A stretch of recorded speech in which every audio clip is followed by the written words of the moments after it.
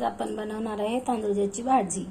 ही भाजी साफ करून धुवून उकडलेली आहे, आता गच्च पिळून घेतलेली आहे। चला तर मग आपण पाहूया। आता गॅस चालू करून घेतलाय, कढई ठेवली, 2 चमचे तेल घालूया।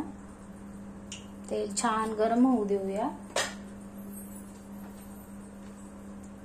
त्याच्यानंतर जिरं मोहरी टाकूया। जिरं मोहरी तडली की कांदा आणि मिरची टाकून घेऊया।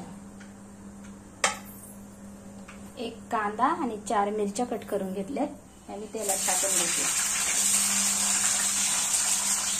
आणि याला थोडंसं लालसर फोडणी तयार होऊ देते। आता आपण 4 लसणाच्या पाकळ्या अशा चेचून घेऊया मोठं मोठं आणि हे आपण तेलात टाकून घेऊया। याला थोडंसं फ्राय होऊ देऊया। थोडंसं खालीवर करायचं।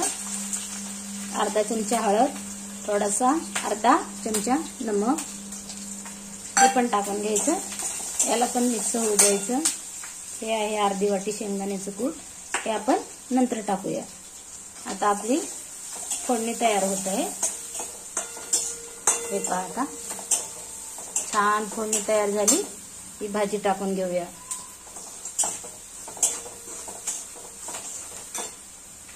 एकच जुडी आहे ना, एवढीशीच झाली भाजी। ज्वारीच्या भाकरीबरोबर खूप छान लागते।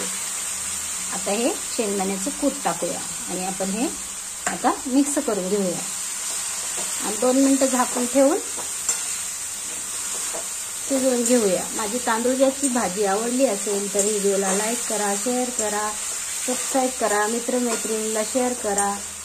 व्हिडिओ पाहिल्याबद्दल थँक्यू। चला मग आता उघडून पाहूया आपली भाजी झाली का। 5 मिनिटं झालेली आहेत। हे पहा, आपली आता शिजून किती कमी झाली भाजी, अजून खूप छान झालेली आहे। तयार आहे तांदूळ भाजी। हे पहा, मस्त झाली।